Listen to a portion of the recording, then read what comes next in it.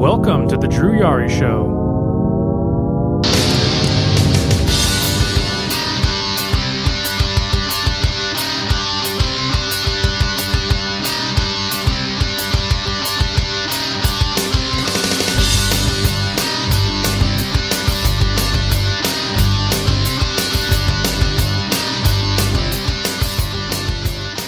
Alright guys, hello, welcome to another episode of the Drew Yari Show. It is Wednesday, May the 15th, 2019. I'm your host, as always, Drew. Welcome back to the show. It's been a very interesting week for... I'm not sure. It seems like it's a more interesting week for wrestling rather than like, you know, the world of entertainment, like, you know, cause, and again, I'm one of those marks, you know, that likes to say, you know, wrestling is a sport, but, it's been an interesting week for wrestling, as far as, like, movies go. I mean, Endgame is, you know, still rather close to, you know, getting Avatar for that number one spot. I think it's pretty neck and neck. Hold on. I have it right here on me. It is currently, Avatar sits atop with 2.7, or what is it? Yeah, basically 2.7 billion, and Endgame is 2.5. So basically, Endgame just needs about 200 mil, which should be easy for it. It's all a matter of people wanting to go to the movies and watch it again, which I'm pretty sure they will. Basically, Endgame, I'm pretty sure will catch up with Avatar, but it's just kind of odd when you look at the top three spots in the all-time box office. All three of them are Fox movies. Because I think, and I don't know why I just clicked off. Because Avatar is a Fox movie. Fox is owned by Disney, and then, you know, you have Endgame, which is owned by Disney. And Titanic was owned by Paramount. I'm not sure where Paramount falls under. Is Paramount owned by Disney?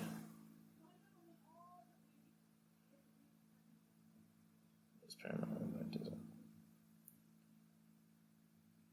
Yep, they are owned by... Wait, I think I just fucking clicked off. God damn it.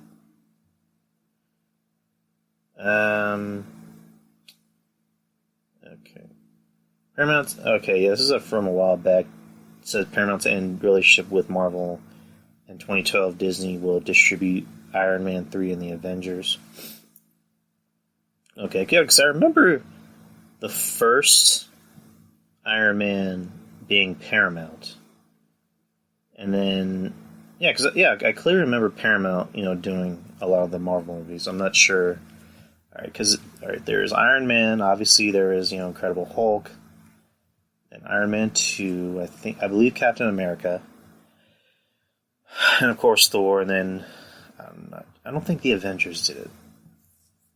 And I distinctly remember Iron Man 3 having a Paramount intro, because I just remember the was it the I'm Blue, the Blue Man song, or what do you want to call it? I'm Blue, and just being a part of Paramount. I'm not even sure how we got into talking about Paramount Pictures.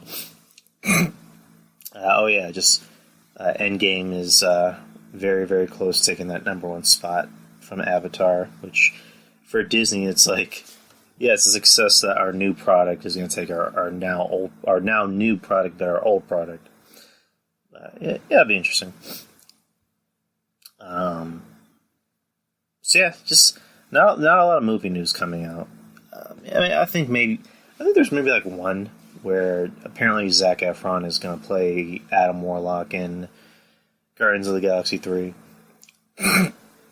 Which, I don't know too much about Adam Warlock, so I can't really get too invested in the character, but it's going to make a lot of female fans happy. From pretty much all I know, it's the ladies tend to love Zac.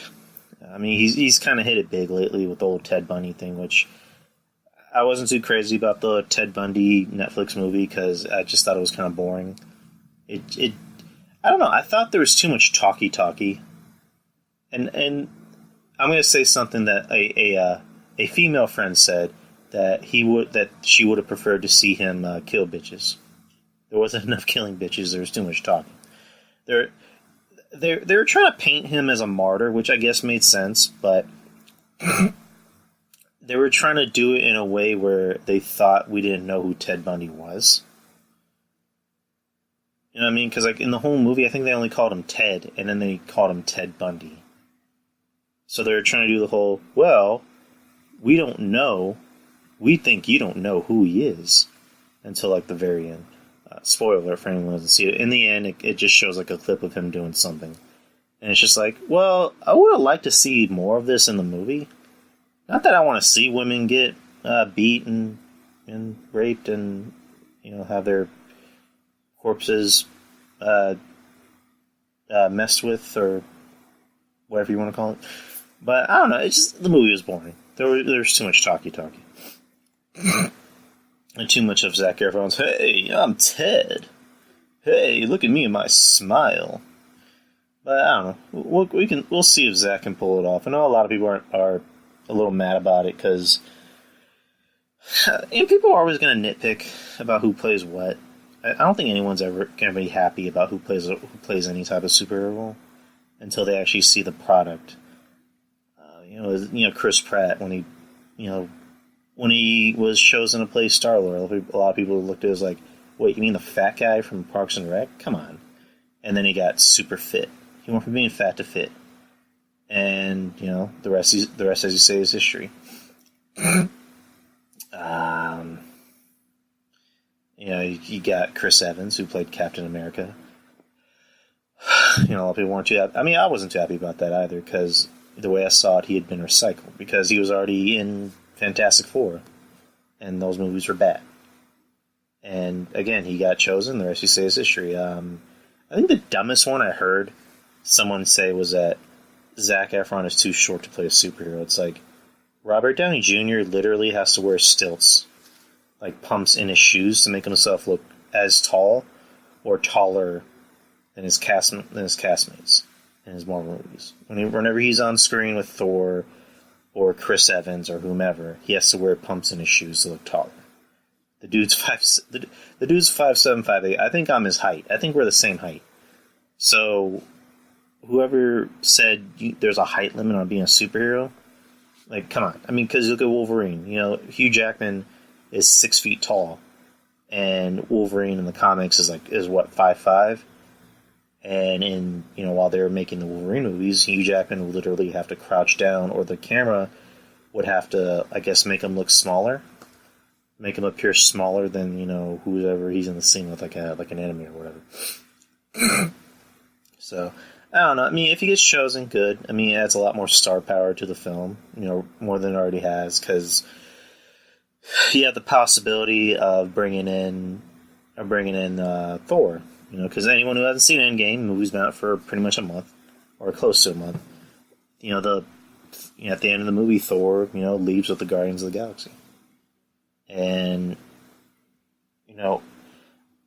James Gunn, he finished the script for the movie before Infinity War even came out. It was either before or after, but obviously he knew what happened at the end of, both movies, including Endgame, because when you look at both movies, he gets credit. He gets producer credit. So, obviously he knew what was going to happen, so he wrote it into the script. So, Thor was going to be in the movie. Hopefully, which he should. And then, Adam Warlock, which, as, anyone who hasn't seen Guardians of the Galaxy 2, in the post-credit scene, the golden chick, I'm forgetting her name. I'm forgetting her fucking name. She's looking at the cocoon, where, it's Adam Warlock is being made. In the comics, he was in that cocoon.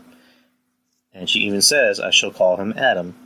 I'm making something that's beautiful and can destroy the Guardians of the Galaxy. So there you go. And then you have the possibility of, Beta Ray Bill, which would be pretty fucking rad. So we obviously, have to wait until, another 2 years to see it, but, Marvel fans are very patient. Well, some more than others. What else happened? I guess that's about it when it comes to the movies. There hasn't really been a lot of movie talk coming out recently. it's basically been a lot of wrestling talk, which we'll get into. Any basketball fans out there, the both conference finals for the NBA playoffs are set. I mean, the NBA, the playoffs this year are looking pretty solid because they're very different and they're just looking very new because you don't have LeBron James in the playoffs, so we don't have to suffer through the Warriors versus Cavs for the 20 millionth time. Yes, I'm glad. I'm glad LeBron's in the West, so he's playing like complete ass. And you got the Warriors. You got Kevin Durant, who's hurt, and he's possibly leaving. So I don't know. The possibilities that we might even have a very new looking NBA Finals this year. I mean, we're gonna have a different matchup. It'll probably be the Warriors in the finals again, but it's not gonna be the Warriors and the Cavs. That's what I'm stoked about. We got the Warriors and the Blazers, which that's probably gonna be a cakewalk for the Blazers. I mean, the Warriors. I mean, the Warriors are just too good. Granted, I don't care for them, especially when Durant came on. But without Durant, they seem like they've been playing a lot better. It seems like nothing's holding them back. Because before in the past, Curry would just go off, Klay Thompson would go off, Draymond Green would do his thing. You put Durant on the team, it was kind of like the best and worst thing that's ever happened to him. Because you put Durant on the team, it makes him unbeatable in a 7-game series. But at the same time, Curry kind of has to limit himself to what he can do. Because in the past, he would just pull from 40 and shoot. Now he has that thought in the back of his head, I need to give the ball to Durant. Or is Durant open? Or I need to constantly feed the ball to Durant. Now, the same thing with Klay. He was kind of being held back with the fact that I got to give to somebody else because there's a third option on the team. Now with Durant out, which they haven't said how long he's going to be out. He was out for the first game. He might just be out for the whole the first 2 games. I wouldn't even be surprised if they just told him to sit out the rest of the series to kind of make sure he's 100%. But with Durant out, nothing's really holding Golden State back. So I honestly think they can win this series with ease.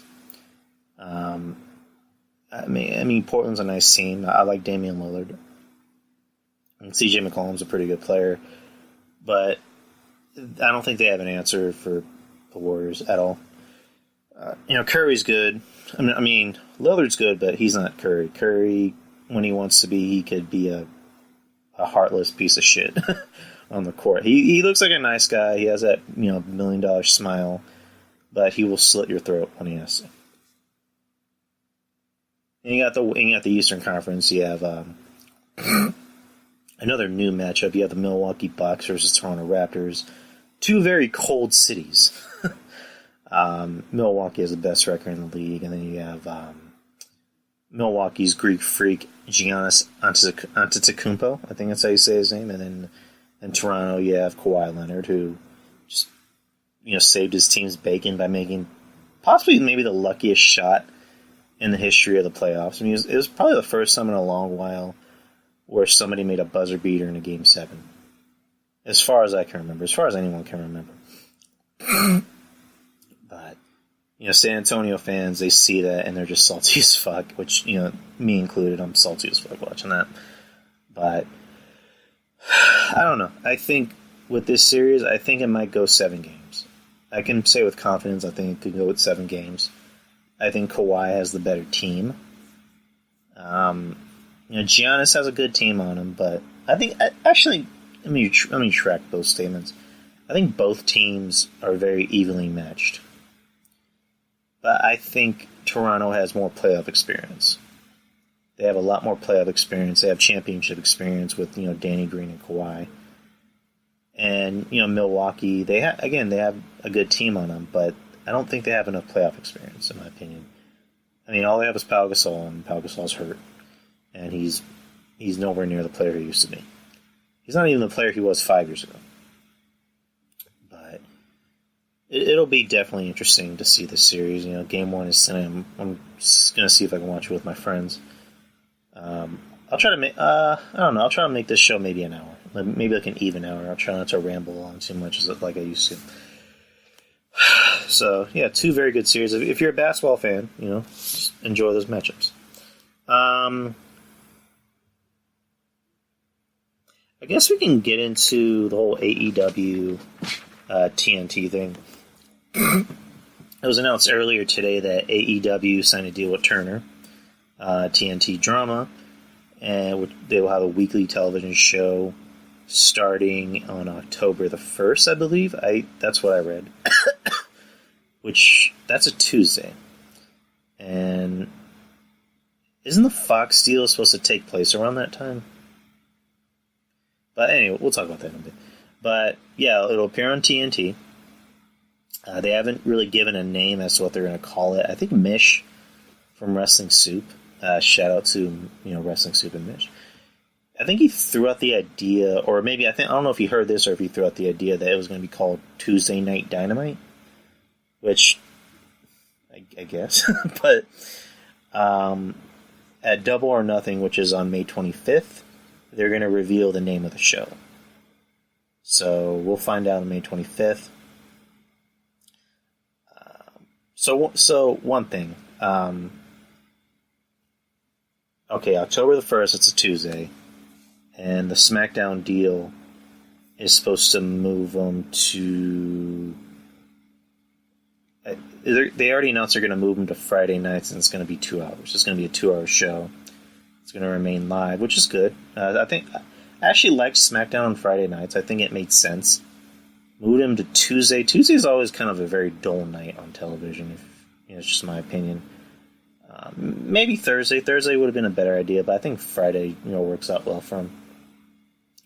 When is the SmackDown Fox deal supposed to take place? Let me look it up here. When does the SmackDown Fox deal take place? Okay, it's not telling me anything.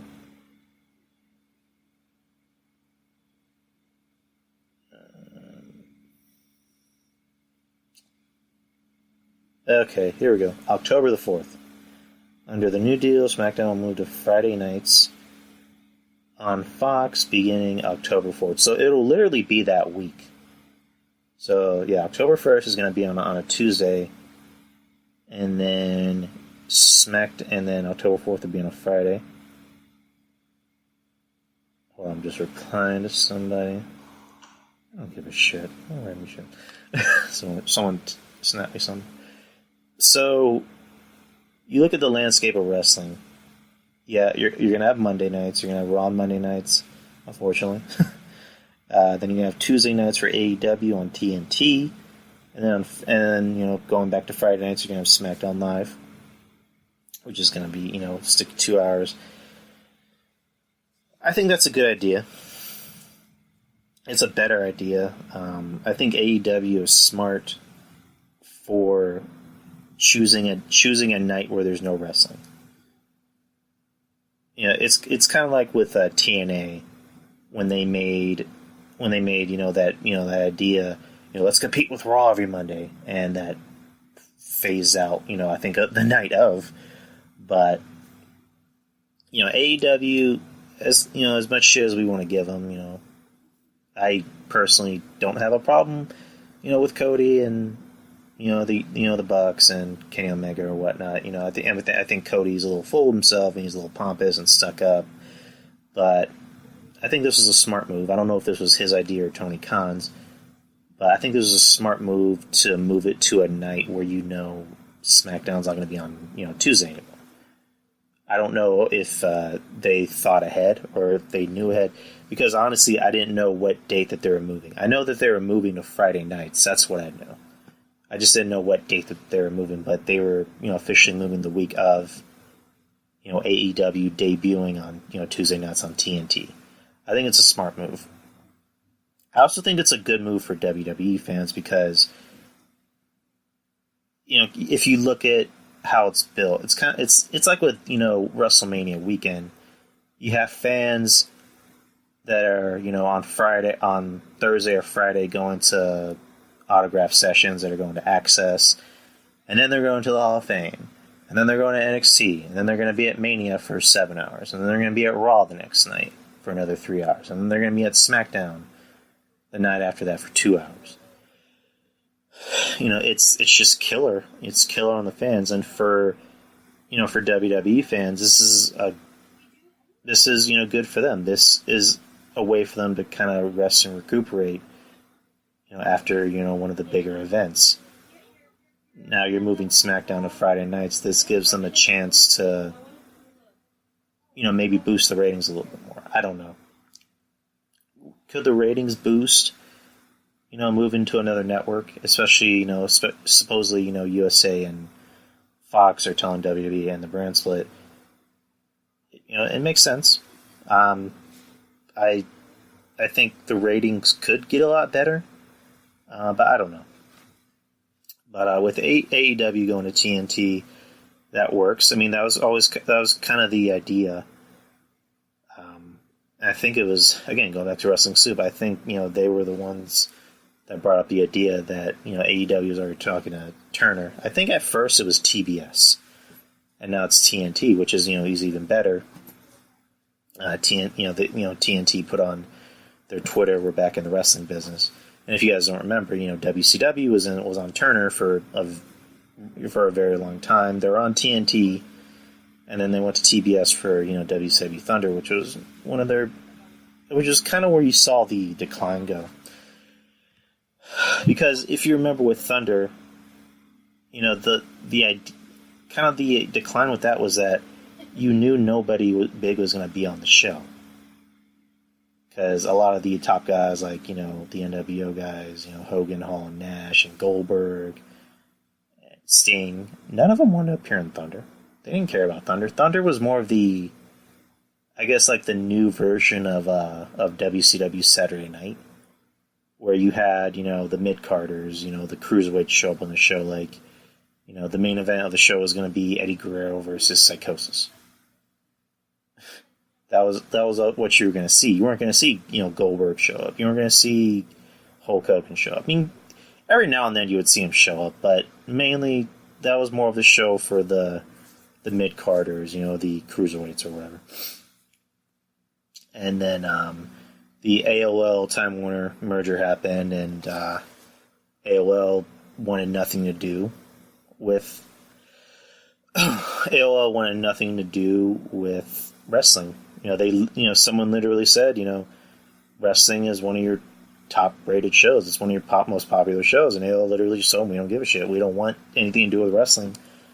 So they pretty much just decided to sell the I'm fucking my words. They decided to, sell the product. And, the story according to Eric Bischoff, I'm not saying he's right, but according to Eric Bischoff, they were going to sell it for nothing, and he was actually getting prepared to buy it, and then Vince came in and took it. And that was that. So now you have another wrestling company, a part of Turner. They haven't mentioned if they're going to show up on TBS or just primarily TNT, which they said it's going to be a part of TNT's drama, which I find that interesting.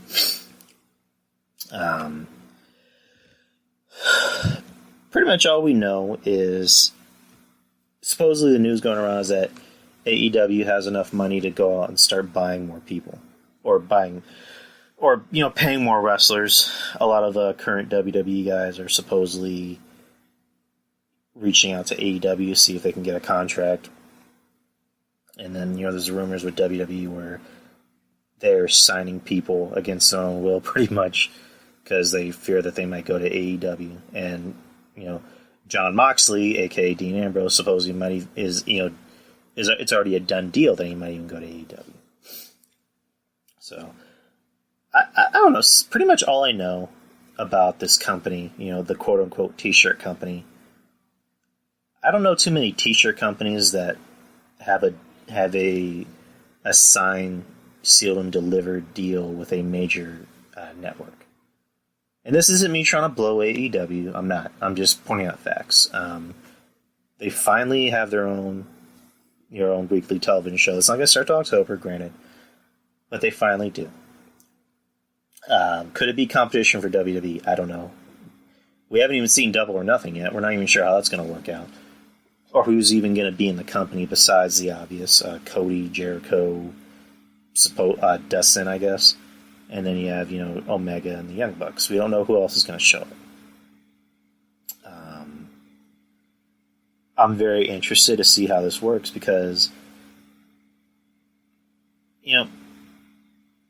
Vince kind of has to know about AEW. He kind of has to. I mean, the consensus about Vince is that he's a guy that lives in his own bubble.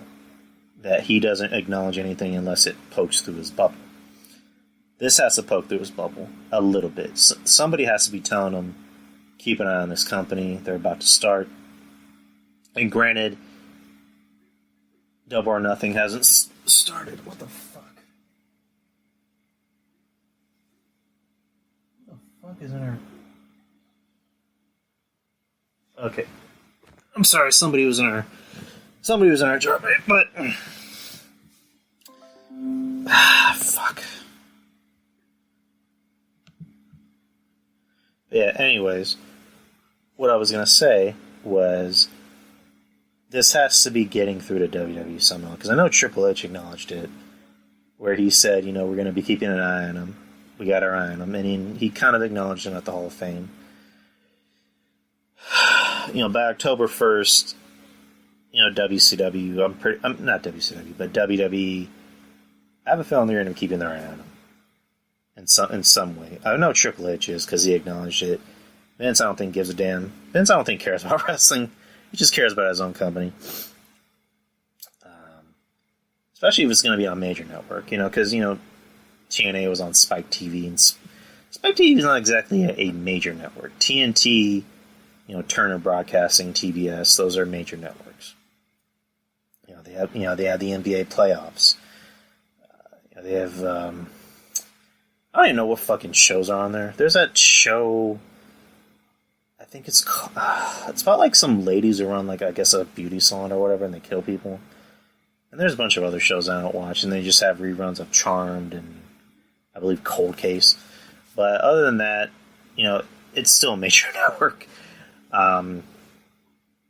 But again, overall, I'm very interested to see where this goes. I'm gonna watch. I'm gonna try and watch Double or Nothing. Probably not go out of my way to watch it, because it's not going to be one of those things where I'm going to ask for the week off or the weekend off just so I can watch it. If it's on and I'm able to watch it, I'll watch it. If I'm not able to watch it, I'll just look for a link, which I'm pretty sure there's going to be a dick ton of links out there. So yeah, there's that. I was very interested in talking about this.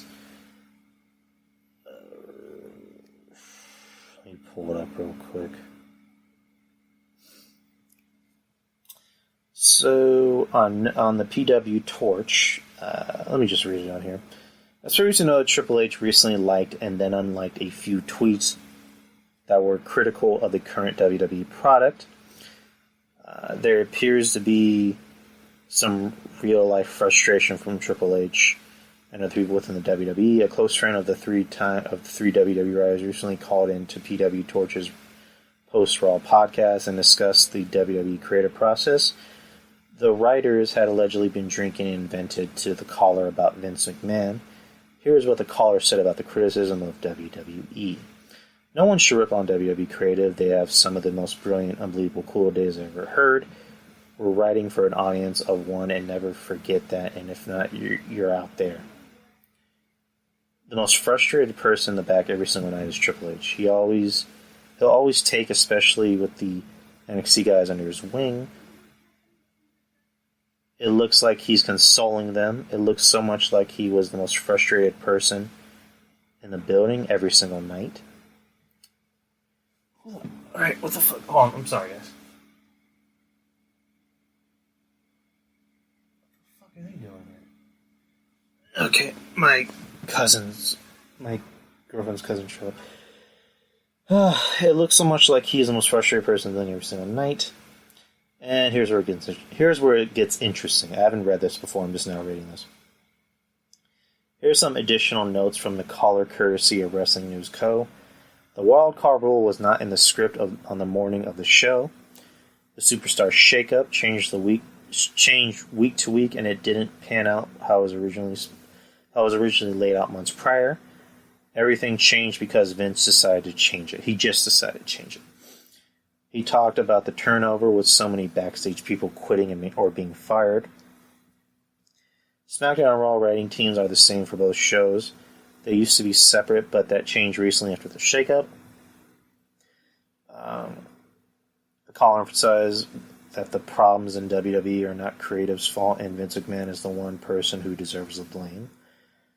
Vince wants suggestions from everybody, but it never gets on TV. 99 out of 100%. 99 out of 100 times you can come up with an idea for Vince and it won't be used. The entire creative team has pitched to have Raw and SmackDown look completely different with different production and a different way of shooting things, etc., and Vince shoots it down. Vince doesn't keep track of what's going on with NXT. He maybe watches takeover shows, which, duh. The writers say he just watches WWE and works out and is not aware of things going on in the real world. Duh. The writers say there is no chance of Vince stepping down. Ugh. Dana Brooke has been the hardest worker for the last 3 years. She goes to the performance center, shows up early, and helps set up the ring, and she gets in the ring so she can get better. Creative will pitch something for her, and she gets nothing up until recently with Money in the Bank. The caller offered to tell Wade Keller off the air of some cool storylines that were pitched and never used. The writer he talked to said, "We're all working for Dana Warrior, and it's really awkward." I'm interested to know more about that. The WWE Fox contract prohibits Fox from moving the show to FS1 even if the ratings drop. Interesting. One writer is very close to quitting because he is so unbelievably unhappy, and many of the writers are paranoid and thinking that they are close to being fired. It's such a toxic atmosphere, and it's all because of one person, quote-unquote. When Neville walked out, there was a crazy shouting match, and he flipped out on Vince McMahon, and that was the last time they saw him. The writers praised Neville for being so easy to work with. Ideas never pan out as originally planned because writers will come up with stuff, and then Vince loses interest after a week or two. He used Mojo Rawley as an example. That makes sense. The money is good, and it's a dream job for many writers, but it gets frustrating. The talent is very unhappy, and people are trying to get out of their contracts. The writers say Bruce Pritchard is a pleasure to work with. He's a funny guy and a pleasure to work with, but he's not getting through to Vince either. Stephanie McMahon, Triple H, and... I read that wrong. Shane McMahon, Triple H, and Stephanie have tried to talk to Vince, but it hasn't worked. People on the writing staff listen to podcasts, and they hear fans bashing them. It breaks their heart, he said. Vince is in the announcer's ear to a sentence, and he gets on them for tiny mistakes. Yeah, we've heard about that like 8 million times, that Vince is literally yelling in their ear. I mean, there's a story with Mick Foley where I guess whenever he left WWE for the first time, he basically said, Vince is always yelling in their ear. And there's that one story about when he made that joke about Goldberg and Vince pretty much chewed him out. And Mick's never been chewed out by Vince as a wrestler. So when he was an announcer, it was different. He kind of took it personally. And it also explains how someone like Corey, who, when he first came on the scene as an announcer in the main roster, he was a lot interesting. I mean, he's still interesting, but it seems like he doesn't care anymore. I mean, Michael Cole has stopped caring for the longest time. Michael Cole is like Vince's wet dream because he does exactly what Vince tells him to do. Because he does exactly what Vince tells him to do. And then you have someone like Tom Phillips, who, again, he was very good when he came in as one of the commentators, and now he just seems like a robot. So, on Sami Zayn, that's not Sami Zayn's promos, that's Vince McMahon talking through Sami Zayn. Well, duh. There are 37 total writers, and they are now working on both shows. NBC Universal and Fox both want the top stars.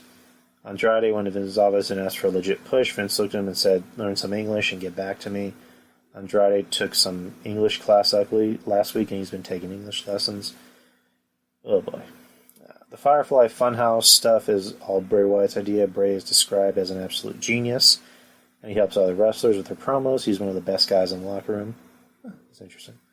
The writers he talked to say they loved when there was a real brand split.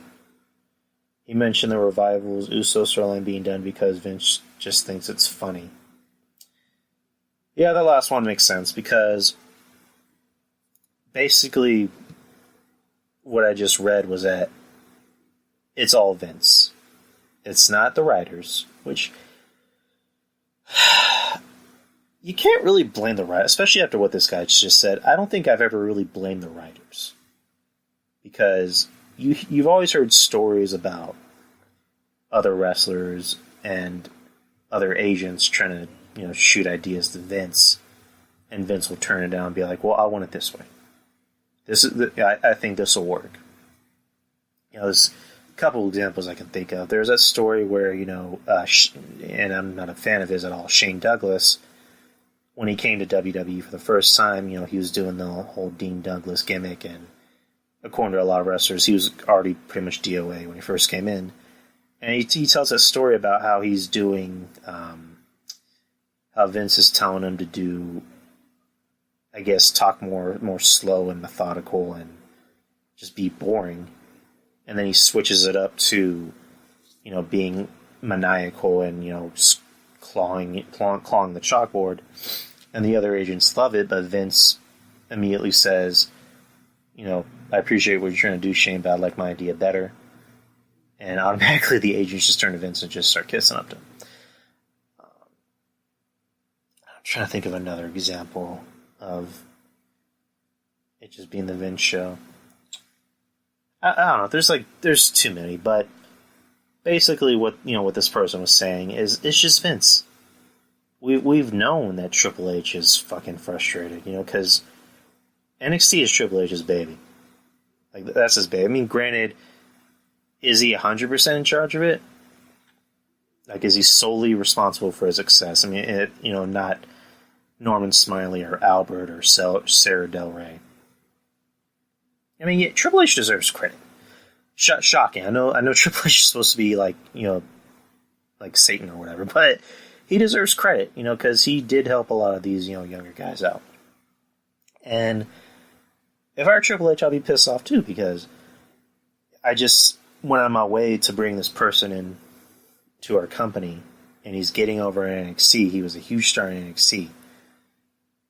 Now you bring him on the main roster and make him look like a joke. I mean, I think the only person that they give a shit about from NXT is Baron Corbin. I think that's literally the only person that they give a shit about. They don't care about people that actually have talent. They like Baron Corbin because he's tall. I think that's what it all comes down to. He's tall. Elias, it looked like they were doing something with him, but they're just making him into Bray Wyatt. They're making him lose. Finn Balor, it seems like they don't know what to do with him. He's over. He still gets a reaction, but it just seems like they don't know what to do with him most of the time. Bayley is probably like the saddest example because she was probably not just the most over, female wrestler in NXT. I think she was the most over wrestler in general. I think she was more over than, Finn Balor. And, her and Sasha, owned, the freaking Barclays Center at Takeover from 4 years ago, which I think was actually the first Takeover. And then you bring her onto the main roster and make her look like a complete chump. Like, I don't know why Vince thinks a lot of this works. I mean, because there's that one writer saying that all he does is watch WWE and works out. He doesn't really pay attention to what's going on in the world. I would like to think he pays attention to the ratings. He's claiming that he listens to the audience. Stephanie has to literally go on in interviews and say that we listen to our audience. Is that her talking, or is that Vince telling her what to say? Because you can't blame her for defending her dad. I mean, because I'm pretty sure Stephanie isn't going to go out there and disrespect her dad. I would imagine that tensions are at an all-time high. That, again, Triple H isn't the only one that's pissed off. I'm pretty sure Stephanie's pissed off. I'm pretty sure Shane's pissed off. I don't know what Shane's role is in the company. I know he's an on-air talent. I'm not sure what his role is in the back, though. But he has to be pissed off. A lot of the talent has to be pissed off because, again, a lot of people just want to leave. Neville had the balls to go in there and just tell Vince, I'm not happy. Fuck this shit. I want to leave. Poor Luke Harper. Luke Harper poured his heart and soul out on that Instagram post, and now he can't leave. He legally cannot leave. Dean Ambrose was lucky to leave. And now it looks like he might even go to AEW. So, I don't know. I can't put myself in the mind of the people that work there, but just judging by this post, by what I just read, it's just a clusterfuck. It's a clusterfuck. It's probably the biggest clusterfuck in the history of clusterfucks. Though the only way I can describe basically how everyone feels working in WWE. I don't get where Vince's mind is at. I don't know if he thinks we don't have any competition, so why should we have to work hard? Hopefully, again, with AEW, hopefully he sees us as competition and goes, okay, I'm ready. Like, let's make something work. I don't see how he can accept failure. Because the way he looks at it is like, we're making money in spite of ourselves. Because what was the whole thing that came out last year? We've made more money this year than in the history of our company, even though the ratings are bad, house show attendance is bad. It's and this isn't just me. Other people are saying it. They're not even watching the shows. They're not even watching SmackDown or Raw. It's that bad. And I hate to say this, it's just I don't have time to watch the shows. I mean, yeah, I work a lot, but even when I have time, I don't even think I watch the shows. If I'm home on a Tuesday night, or if I'm home early on a Tuesday night, I'll be like, oh, SmackDown's coming on? I think I'd rather just watch the NBA playoffs. I'd rather watch Game 2 of whomever. Or, hey, they just put this movie on Netflix. I'm going to watch this. Oh, the boys want to hang out and watch the game at the bar? Let's totally do that. Wrestling is just not really must-see nowadays. It just, again, it seems like when Vince got rid of the competition, he realized, well, who do I have to compete against? I won. I don't have to try hard. And, I mean, granted, they don't really have big-name stars. There's no Rock, there's no Austin, but it doesn't have to be like that all the time. They could easily make Seth Rollins into a top guy. Into a guy that's must-see. They could easily, they tried that with Roman Reigns. But they tried to ignore the audience and force it down their throats that he's a top guy no matter what. But I don't know. It's just it's very unbearable to watch the shows. I mean, the only good thing about WWE going on right now is the Bray Wyatts, Firefly Funhouse and NXT. That's literally the only good things going on in the company. I was able to watch the new segment for Bray Wyatt last night. I thought I digged it. I'm not sure what I'm trying to figure out what the mask reminds me of, because Tom Savini, horror icon, he's worked on many horror films. He designed the mask. I think he might have had something to do with filming the episode, but I don't know. I digged it. I like what Bray Wyatt's doing. I kind of wish that they didn't pull the trigger and say, let's just show him, being evil already. I kind of wish they let this last for, I don't know, a couple months. But I find it interesting what they're doing, because he's coming out and saying, I'm a good guy. I'm a good person. I would never go back to being the person I was. I'm just letting you know, every now and then, my bad side comes out. And then he says, I learned to harness it. And so you see this kind of creepy looking Pennywise the clown mixed with, the Joker from the Dark Knight mixed with some type of demon. And that's his other side whenever it does come out. But I don't know. I'm liking Bray Wyatt. I mean, I've always liked Bray Wyatt, but I'm liking this Bray Wyatt. It seems like a Bray Wyatt that's more... He looks like he's more at ease with himself. Like he's actually having fun. He looks like he's happy. I mean, I'd be happy too if I was, banging JoJo, but that's a different story. But he looks like he's happy. He looks like he's having fun, and then supposedly this is all his idea, and he's behind it. And Vince has nothing to do with it. When Vince has nothing to do with it, then I think you're going to do fine. If you have Triple H behind you, that works. But if Vince is behind you, that doesn't work. But I don't know. Like, if it's a publicly traded company, can't they take a vote and vote him out? Like, isn't that how business works? I mean, I would need to get John Draper on the show soon to talk about that. But I don't know. Maybe I've been watching too many movies and TV shows. But can't they take a vote and vote him out of the company, or have the stockholders vote him out? Like, I don't get it. Like, Vince needs to step down. I mean, he's more than likely going to be gone, focusing on the XFL, which will probably dissolve quickly. I mean, there was that arena football thing that just came out, which I heard was actually pretty good, but the NFL didn't want anything to do with it. Or the NFL wanted to get rid of it. So how exactly is the XFL going to work out? Oh, boy. It's kind of hard being a wrestling fan at times, because back in the day, even when it was good, you were still made fun of for liking it. Now, you're made fun of for liking it, and at the same time, it sucks.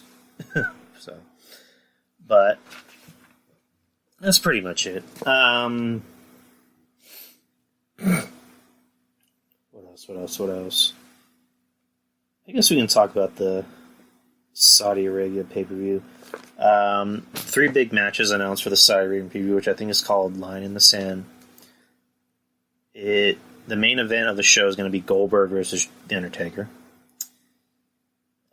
The 50 million, or not the 50 million, but the 50-man Royal Rumble, which I think is going to be called, or not, I don't even know if that's going to be the greatest Royal Rumble, because it's going to lie in the sand. And then Randy Orton versus Triple H. We've already talked ad nauseum that the Saudi Arabian fans, they just want to see names.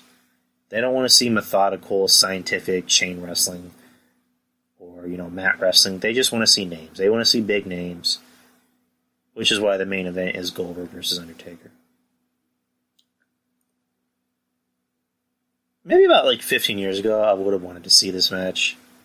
I obviously don't want to see it now because, for Goldberg's age, he can move, but I don't know. I don't know how long this match is going to be, especially if it's Goldberg. I would be surprised if it was longer than 5 minutes. They're more than likely to make it maybe a no DQ match.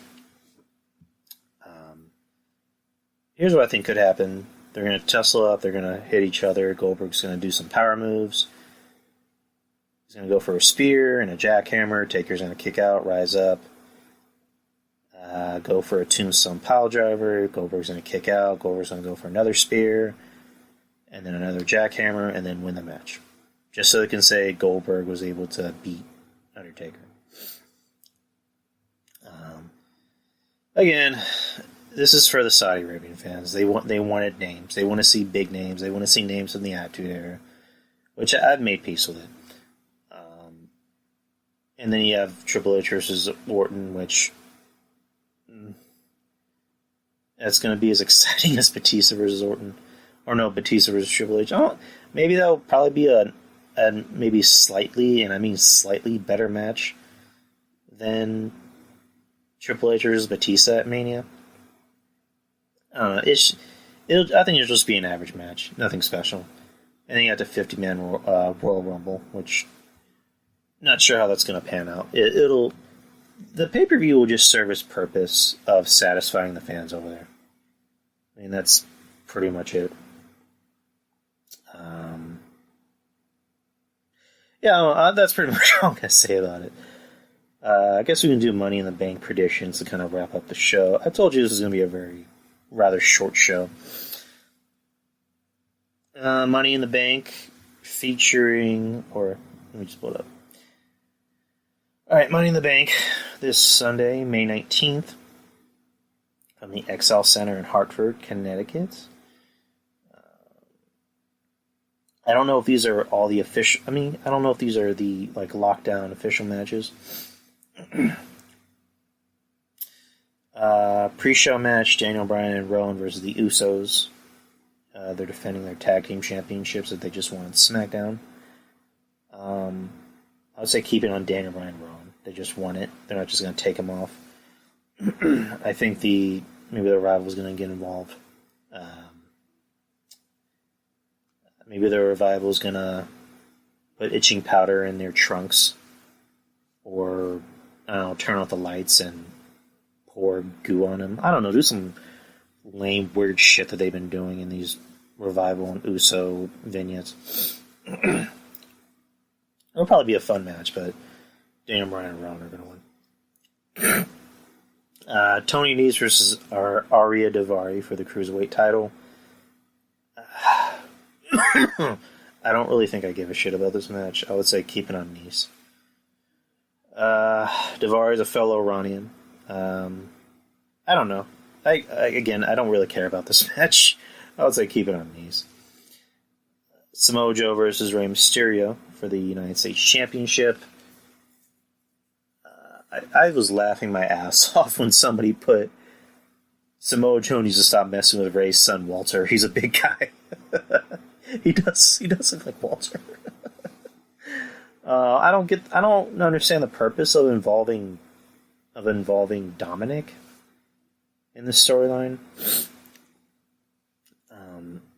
I guess they want to make Joe more of a heel by having him get in Dominic's face and talk shit to him instead of, I don't know, beating the fuck out of him. But you can't beat up kids, even though Dominic is probably in his 20s or 19 or something. That motherfucker's not a kid.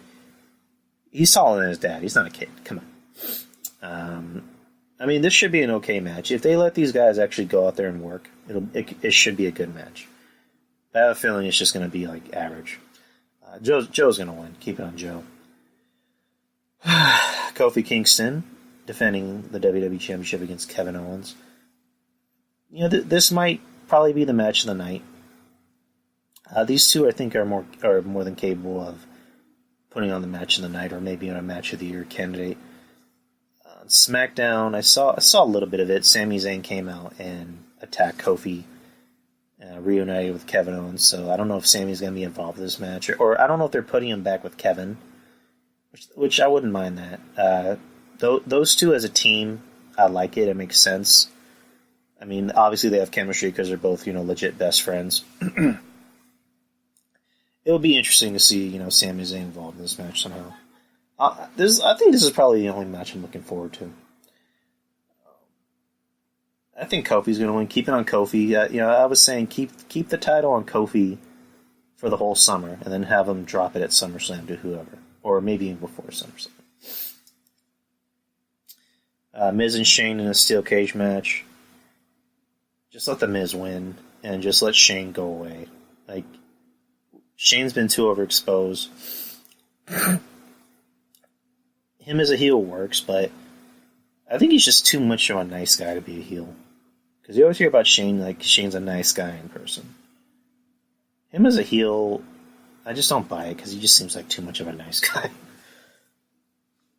And then him picking on Greg Hamilton for no reason, because he doesn't say his name right. That's just annoying. That's not even clever, or even a heel clever thing to do. That's just annoying. But let Miz win this match and let this feud be done with, and let Shane just work in the back. I'm not saying fire Shane. I'm just saying just keep Shane in the back. Let him work for creative. Let him do something. I don't know if you want him to work for creative. What we just talked about. Becky Lynch versus Charlotte Flair for the 20,000th time for the SmackDown Women's Championship.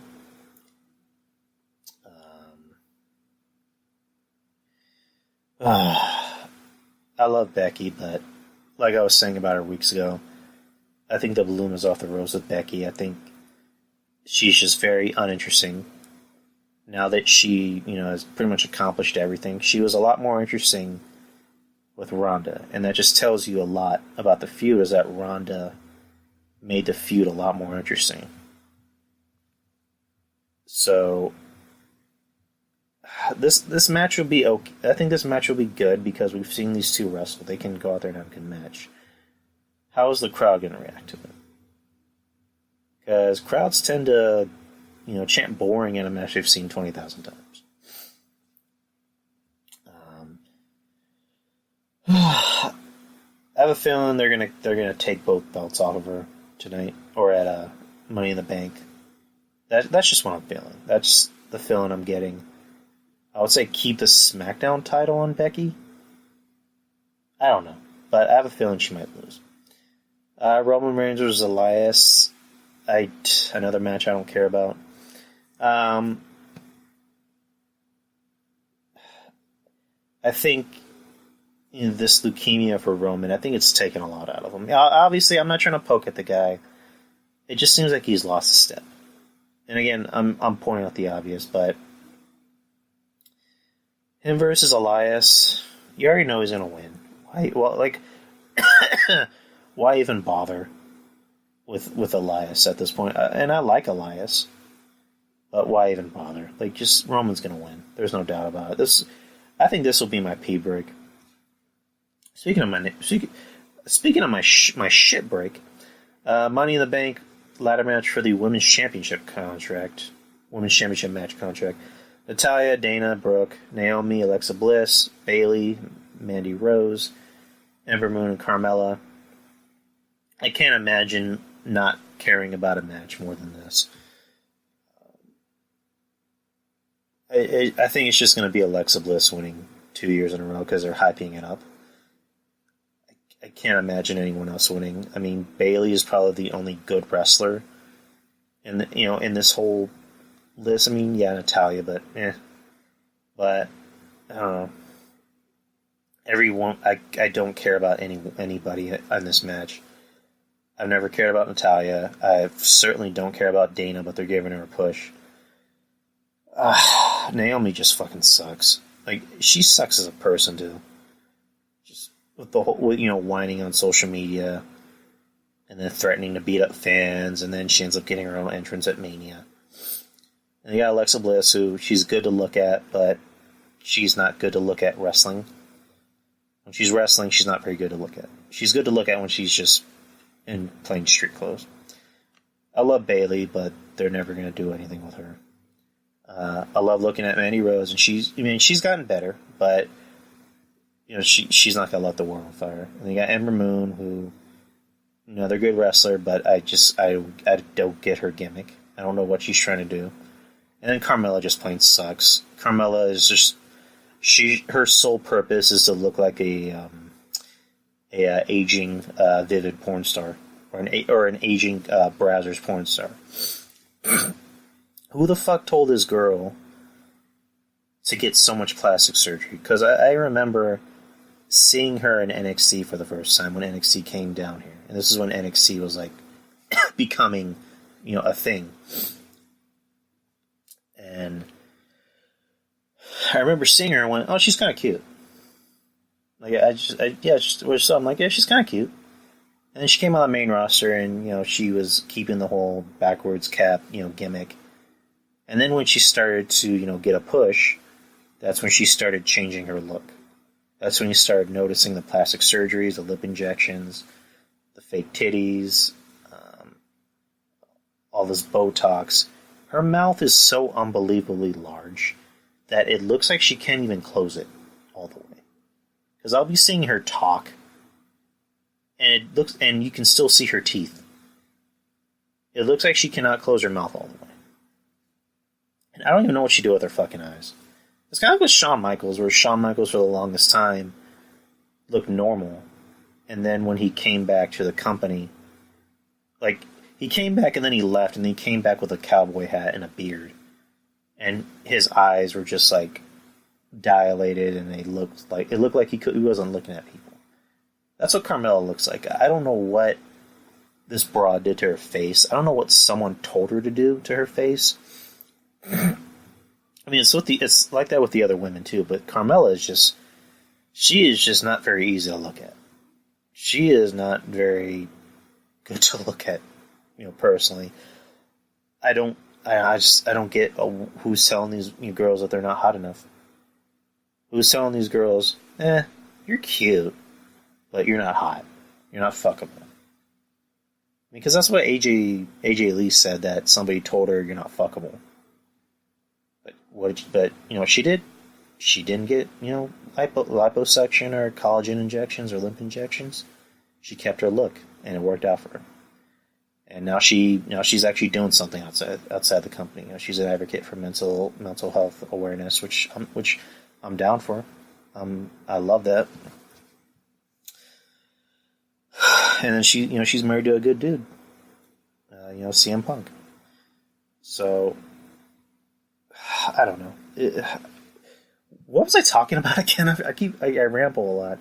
I think Alexa Bliss is going to win. Yeah. That's pretty much it. Alexa Bliss, I think, is going to win. Next match on the card, Money in the Bank match for the Men's World Championship. You have Sami Zayn, Ricochet, Drew McIntyre, Baron Corbin, Ali, Finn Balor, Andrade, and Orton. I don't know. The odd ones out are obviously Baron. The odd one out is Baron and Orton. I think are the odd ones out. I mean, they just want to let Randy do something, even though he clearly doesn't give two shits about being there. He does not want to be there. He just wants to get paid and go back to banging his hot wife. And then Baron, again, they love him. He's the only guy in NXT that they love. And from what I hear, he's a nice guy. He seems like I have a friend who met him. He was working at the AT&T Center, and he talked to him. He said he's actually a very nice guy, and I don't doubt that. But it's just being a nice guy doesn't make me like your character. I mean, I'm pretty sure if I met him, I would say he's a nice guy. But his character is just bad. I don't want to see him on my television anymore. Who would I want to win this match? Oof. It would be interesting if Sami Zayn won it. Like, if this match came on before the Kofi and Kevin Owens match, and Sami Zayn wins it, and then, Kofi wins, and then Sami Zayn comes in and cashes in on Kofi. That'd be very interesting. Or, like, who else? Andrade. I think Andrade is a perfect fit to win this, because I do like Andrade. I like his look. I like his matches. He seems like he doesn't have a bad match. I like Zelina for different reasons. I think he could win this. I think he might win this. Realistically, they're going to give it to McIntyre. He'll probably come in during the AJ and Seth match. I wouldn't be surprised if whoever wins this will cash it in on the same night. It really wouldn't surprise me at all. So, my choice would be Andrade. Realistically, I think it might be McIntyre, because they love him. I mean, he's a lot more bearable to watch than... I think he's maybe better to watch in the ring than Corbin, but... next match, Seth Rollins versus AJ Styles for the Universal Championship. I don't know how this match is going to work out. I don't know. It should be a good match. I have a feeling there's going to be some fuckery. That's just my opinion. I think someone's going to interfere, or I don't know.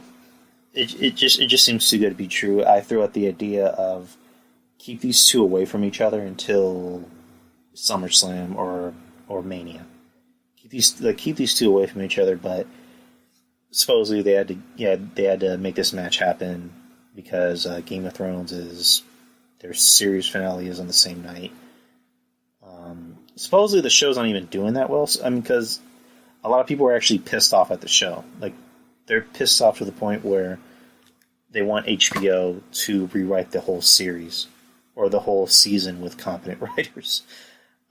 Again, I don't watch the show. I tried watching it. I tried getting into it. I couldn't. It's not to say it's a bad show. It just loses my interest. Even if something is not my cup of tea, I'll acknowledge that it seems like a good show, and I can see who it's for. But I don't know. I've never been a Game of Thrones guy because I've had pretty much everything spoiled for me online. I've had people go on Facebook and Twitter be like, oh my god, do you see what Daenerys did? Like, oh my god, you see what Jon Snow did? It's like, well, no, I don't need to watch the show, but you pretty much already told me, so I don't need to watch it. Yeah, AJ and Seth. I mean, it could be a match of the year candidate. I don't know. If they let these guys actually go out there and work, maybe. So, I don't know. For some reason, I have no interest in this match. I do and I don't. I'll watch it, but I don't have any faith that it'll knock my socks off. That's just how WWE is. The way they've been building this match hasn't been interesting. You're not sure who's supposed to be who. I mean, they're trying to make AJ look like a heel, supposedly, just based on what I've seen. I would say let Seth win. I mean, just keep it on Seth. He just won it. And then AJ can just go back to walking around with his soccer mom haircut, which he just shaved that shit already. Like, it was cool when you came in, but I think you need to shave it, dude. Like, get rid of it. It's not cool. You're 40 years old. You should not be having that type of haircut. I know you love the J-Man, but you do not look like the J-Man. And then, supposedly, the last match on the card, which I don't know if it's the main event, Becky Lynch defending her Raw Women's title against Lacey Evans, or who I'd call Phoenix Marie. I hope somebody gets that reference. I don't know how this match is going to pan out. I fucking hate what they did with Lacey Evans' character. I like Lacey Evans, I just don't like her character. If anyone can look through YouTube, there's a video of a promo Lacey Evans is doing in promo class for NXT. And this is without the character, without the, without the sweet Southern Belle, get up. It's just her as a person, and she's talking about her time, as a Marine, and talking about her dad, because I think she lost her dad when she was younger. And it was actually a really good promo. She's getting choked up when she's, talking. William Regal is there, and he's telling her, what makes a good promo is when you allow yourself to be vulnerable. Allow yourself to be vulnerable, go to a different place, and that was a good promo. I don't know why they didn't take that part of Lacey Evans and make that her character, because when you look at her background, she's a fucking badass. She looks like somebody that can literally beat the shit out of you. Whether you're a man or a woman, she looks like she can literally punch you in the fucking face. Like, she has some guns on her. Like, she is fucking physically fit. She has arms that are bigger than my arms. And she has an ass that's like really freaking big and tight. And she has like really thick, legs. She looks like she can legit beat the shit out of Becky Lynch. Or even Charlotte. She might even go toe to toe with Ronda. I don't know. But to give her this weird, kind of offensive, misogynistic Southern Belle gimmick, where she's openly talking about, I make my man sandwiches. It's like, why though? You have someone who's a legit badass. She was a Marine. Like, why couldn't you just use that gimmick? I'm not saying make her major guns or anything like that. What I'm saying is, you could have just made her a badass. You could have had her come out there the night after Mania and punch Becky in the face, going, "I don't think you stand for. I don't think you're a real champion. You're a sham. You're a fake and a phony. I'm here to make women look better than you ever have." Like, that could have been how you could have pushed her, but instead you gave her this weird Southern Belle gimmick. And I have a feeling she might even win. I was saying earlier, I think they're going to make Becky, drop both titles in one night, which would make sense because, again, I love Becky, but she fell off quick. Like, they're giving her these weird promos. She's calling people dopes and weirdos. it's stupid. Like, it's dumb. And it's making people lose interest in Becky. So it wouldn't surprise me if she lost both titles in the same night. Or she ends up losing one title and then she barely wins in the second match. And then I guess whoever wins Money in the Bank will come in and cash in, which will probably be Alexa Bliss. Ah, boy. So anyways, that's my Money in the Bank review. And that's the whole show. Again, I said it was going to be a relatively short show. I'll be back the same time as always next week. Let's do some shout-outs. Wrestling Soup with Mish Anthony Michigan Thomas, Joe Numbers, and John Draper. You can catch them on Mixlr every Thursday at 8:30 Central Time.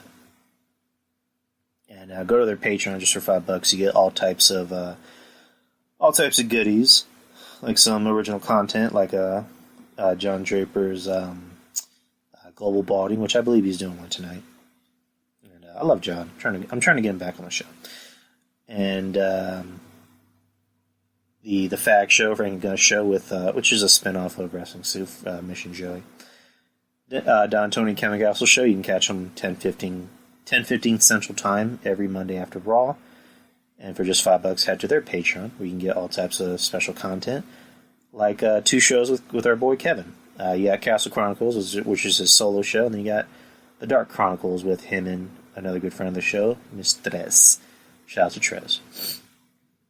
The Architect Podcast with Derek and Irvin. You can catch them. You can pretty much listen to them where podcasts are distributed, like Google Play, for example. The Wrestling Court with Julian, which is before Wrestling Soup every Thursday. Julian's a good dude. The Hipster City Podcast with Tyler, another good friend of the show. He's a good dude. The Peter Position with Peter.